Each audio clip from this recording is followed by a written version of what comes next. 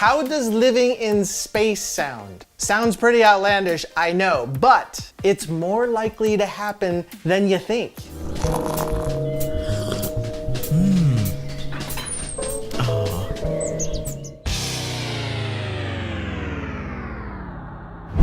Hello everyone and welcome to a well overdue video from yours truly, Scott Tomaso, here for 10 Reasons Why Show Tech.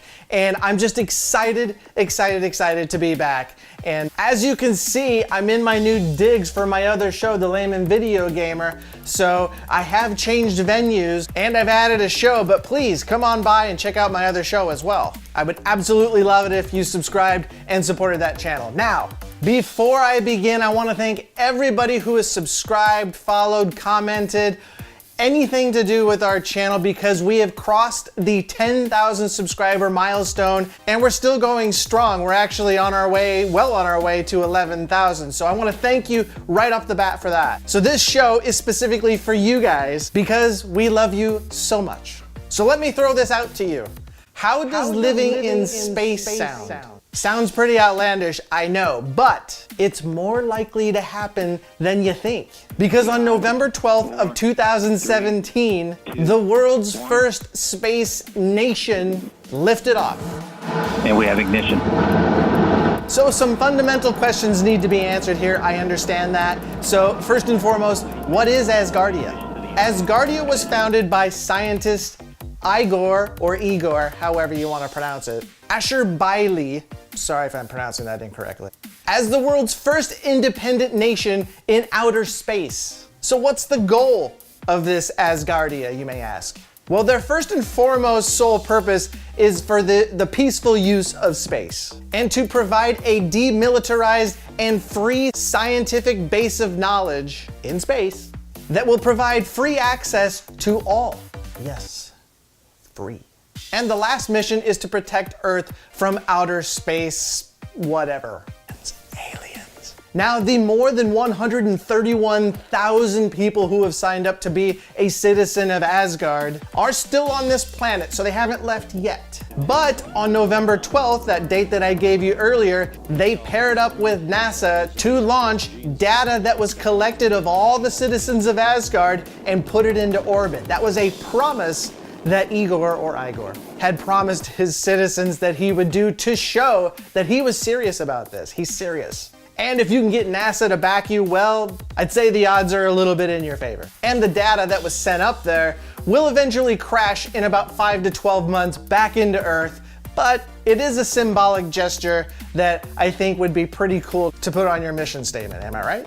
So what was the data that was taken up there? Well, it was a collection of all of its citizens' pictures, digital representations of the new flag of this nation of Asgardia, the coat of arms, and even the Constitution. Yes, they created their own Constitution. So the next question is, when will humans actually be going out into space? When does Asgardia become a space nation? Well, it's gonna be a lot sooner than you think. Igor, or Igor, believes that it's going to be within 8 years. Yes, count them, 8 years, when the first human passengers will be sent up into outer space as the first Asgardians. Which sounds really cool, right? But don't fret, you too can be an Asgardian. This could be an opportunity for you too.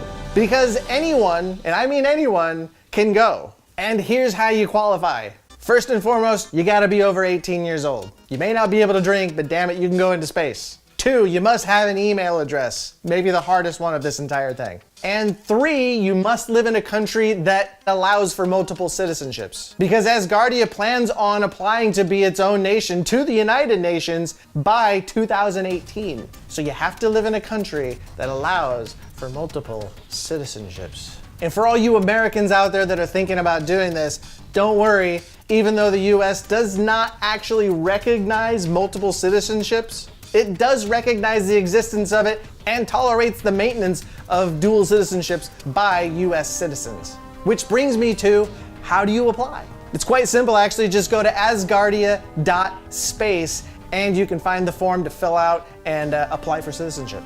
It's very simple, very easy. So say you want to sign up to be an Asgardian. Who is going to be your fellow Asgardians up there? Which country has the most Asgardians signed up as of today, as of this making of this video? Well, I'm gonna tell you, here you go. Coming in first is the US. Why not? The US, we all wanna go to space, don't we? We grew up on that. Number 2 is Turkey.